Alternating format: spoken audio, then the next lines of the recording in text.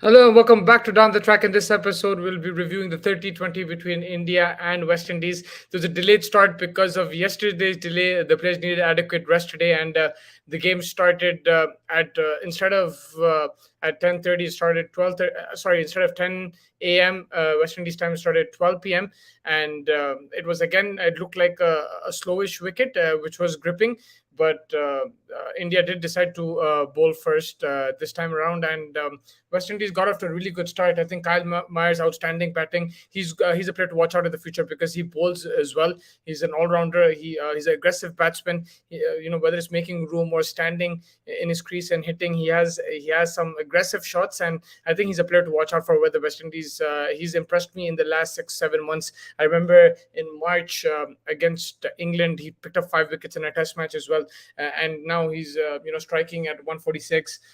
Eight fours and 4 sixes. I think really good batting. He gave West Indies the good start. Brandon King and Nicholas Puran, they struggled a bit, but then Robin Powell and Hetmeyer chipped in to take West Indies to 164. And I felt on this pitch it was a decent score, but of course this pitch it is a bit sticky in the beginning. It grips and everything, and then as the day progresses, as the sun beats down on the pitch, it becomes easier to bat on. We saw that yesterday, again today as well. Although West Indies did struggle a bit yesterday in the chase, today it wasn't as difficult for India when it came to batting. But from India's bowling point of view, Deepak Huda, outstanding 1 over 1 run, economy of one. He opened the bowling, and I don't know why he didn't get many overs, more overs. I felt he should have bowled more. If your opening bowler is giving you only 1 run in that first over, he deserves a second over. So that's something I didn't understand. There's a lot of experimenting in this team that Rohit Sharma and Rahul Dravid are doing. I understand, giving everyone chances and stuff, but Deepak Huda deserves an extra over, and he's someone who can play a key role in the World Cup or even in the Asia Cup. If you look at the next tournament that India have is the Asia Cup in Dubai, he can play a key role. You see Maxwell do it, you see Markram do it in big matches. They bowl the first or second over in the power play with the new ball. So I think Deepak Huda should have gotten an extra over. I don't know, at least 2-3 overs, if not his full quota. And Avesh Khan, very expensive again. Last two games have not been good for him. It's good to see him getting backed, and now he just needs to go back to the drawing board, understand where he's going wrong. I felt that he was bowling too much in the slot in just that full area. Should have dragged his length a bit, used his variations a bit more. We see that in the IPL. He doesn't bowl that full all the time. Yes, it's when he goes for the Yorker, he nailed a Yorker yesterday, but today he was trying to go and it was the half volley. So it was just about pulling your length a bit, and then once in a while you go for the Yorker. I think he missed a trick there in variation of pace. Expensive, economy of 15.66, 3 overs, 47 runs. I felt Hardik Pandya bowled really well. Arshdeep has been decent. Picked up a wicket as well. He's been very impressive if you consider he just started international cricket. Ashwin was brilliant as well. Economy of 6.5. And Bhuvneshwar picking up a couple of wickets. Slightly expensive, but he does pick up wickets with that new ball. So credit to him for that. And from West Indies point of view, like I said, it was Myers, and disappointing that Puran, strike rate of below 100. He's the captain. He's one of the most talented players in the West Indies. He's, even if you see in world cricket, when he starts hitting the ball, he strikes it cleanly, but he's just not getting that consistency right now. And I think that's what West Indies are missing. Once Puran gives you those 50 of 25, 50 of 30, this will be a different West Indies team. If you look at the second innings, Rohit Sharma started off really good. He looked in good nick, but again, he's got injured, retired, hurt. It was that shot, I think he hit one, pull six, and then it was the second shot, fine leg where he hit for four. I think that's where he pulled his back. I think it's a back spasm. I hope he'll be okay. I don't think it should be anything major. There's talks that who's going to captain India in the Asia Cup, but I don't think it'll be too far. But fitness is a concern for him. I think he has to work on that fitness. He needs to be fitter, whether it's losing weight, whether it's doing strengthening. He needs to, because he's an all-format captain now. And in the next year, India have some big tournaments that he has to play. It's 2 World Cups and some big test series as well. So you need Rohit Sharma fit and available.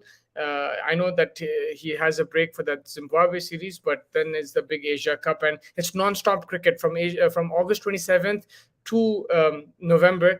They'll have that Asia Cup, then they'll have the South Africa home T20 series, then Australia home T20 series.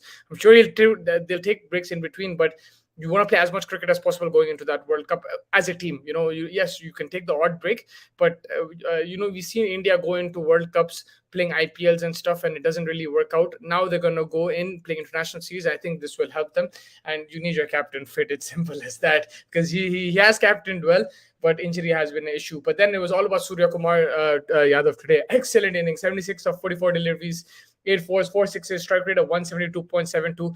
Opening the batting, I still feel he's a two-down player or one-down player. If Virat Kohli slots in at 3, then Surya Kumar at 4. If Virat Kohli comes opening, then Surya Kumar at 3. Even if Virat Kohli doesn't play, I'd like to see Surya Kumar at 3. I just feel that he's that perfect middle order batsman. Yes, he's done amazing today opening, but we saw what he did against England, batting in that middle order at number 4. He scored 100, and he's that exactly that number 4, number 5 batsman that India have been missing. You remember in 2019, all the chat was about who's your number 4. Is it Vijay Shankar? Is it Dinesh Karthik? Is it Rishabh Pant, Hardik Pandya? You finally have a number 4 batsman who can come in and play counter-attacking innings. He can play with the tail. He can finish off innings as well, and he has multiple talents and multiple gears to his game. And he has I think 3 or 4 shots for every delivery. Today, some shots behind the wicket, whether it was the cut or the lap that he played, outstanding. And my favorite shot though was straight when he hit it over in between long off and covers. That shot, I think, was over long off.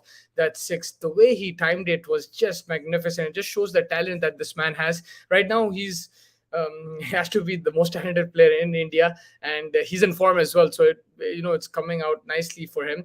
And hopefully he can continue this form for India's sake, going into the big tournaments coming up, the Asia Cup and T20. Shreyas Iyer felt struggled again, 24 of 27. He didn't get out to a bouncer, he got out to a spinner. But he's been back consistently now for a year, and he's just not producing the goods. It's time to look at the likes of Huda. I think Huda should be batting at that number. They could try Sanju Samson, but yeah, Shreyas Iyer is not working. You're backing him so much, but he's just not delivering. And especially here, the bounce is not as much. It's not the attack is not as pacey as other attacks. You expect him to do better, but yeah, he's just not performing. Rishabh Pant came and played a sensible knock, 33 of 26, guided the team home. Like to see that, because in the past he's been criticized as being a bit irresponsible, playing one shot too many, and stuff like that. But it's good to see him guide the team home. Striker at 126, but he made sure that he was there till the end, finished off the game. That 6 off that no ball free hit was a nice shot as well, and credit to him for finishing it off. It's 2-1 now going into the Miami leg of the series. The last 2 games are in Florida, but there are issues for some players. Avesh Khan, Kuldeep Yadav, and I think a couple of more younger players. It might be Arshdeep, I'm not sure, but they have visa issues going into America. I think they don't have their visa, and if they're going to go to Guyana and try for the American visa. If they don't, then they might play the last 2 games in Trinidad. So the series will continue, but the location is a bit to be it's yet to be decided. If it's going to be in Miami or they're going to stay in Trinidad, in the West Indies, in Caribbean. I think that you'll probably get to know in a couple of days. I think the game is Sunday and Monday, so yeah, it'll be good for if it's in Miami, because promoting cricket in the USA. It'll be a good kind of exposure there. And India West Indies have both played each other there as well. Some good games. I remember KL Rahul scored 100 over there in a T20 match, and India lost that by 1 or 2 runs. It was an exciting game against the West Indies. So yeah, let's see what happens over there. But yeah, from West Indies point of view, with the ball, with Mukai, who was the hero in the last game, just couldn't pick up wickets in this game. Dominic Drakes picked up a wicket. Jason Holder, Akhil Hussain picking up a wicket each. Holder was a bit expensive, but you could clearly see that the pitch became better to bat on. It wasn't gripping as much. They tried variations, but yeah, it wasn't gripping. You could tell straight away, because when Surya was playing those back of the wicket shots, the pace was coming on now on the pitch, and it wasn't stopping or holding like it was in the first innings. And India took advantage of that. The sun was beating down, good pitch to bat on in the last 15-20 overs of the game, and India made the most of it. So credit to them for that. And by far, for me, man of the match is Surya Kumar Yadav. No questions asked. It was an outstanding innings, and yeah, it's always a pleasure to watch him play.